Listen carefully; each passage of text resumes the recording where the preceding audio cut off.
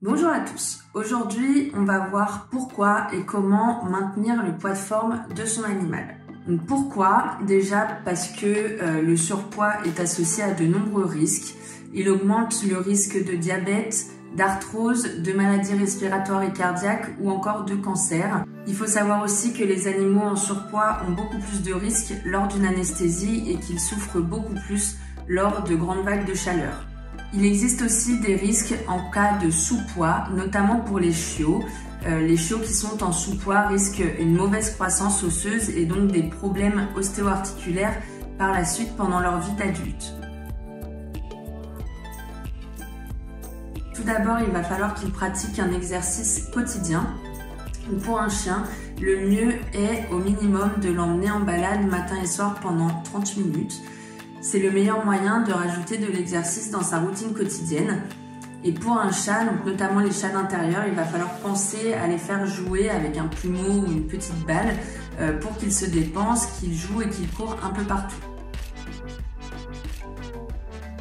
Il va falloir penser aussi à lui donner une alimentation adaptée, donc à son stade de vie, junior, adulte ou senior, et aussi à son statut physiologique, donc à savoir s'il est stérilisé ou non.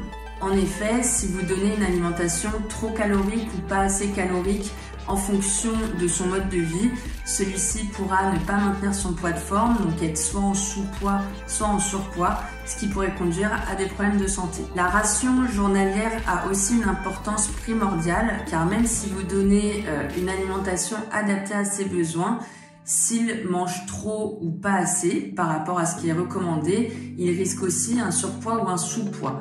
C'est pour ça qu'il est important de bien calculer sa ration journalière.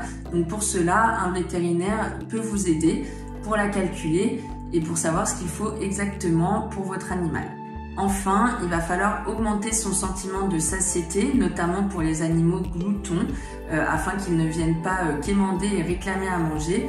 Donc pour ça, vous pouvez tout d'abord utiliser des balles distributrices, donc qui vont être des petites balles qu'on remplit de croquettes, donc ils vont être obligés de jouer avec pour que les croquettes soient dispersées. Donc ça va les faire bouger, leur faire un petit peu d'exercice, et en plus ils vont être obligés de manger croquette par croquette, ce qui va limiter leur vitesse d'ingestion et ce qui va donc augmenter leur sentiment de satiété. Et vous pouvez aussi utiliser des plateaux de jeu, donc là où ils vont être obligés de chercher, de farfouiller pour avoir des croquettes.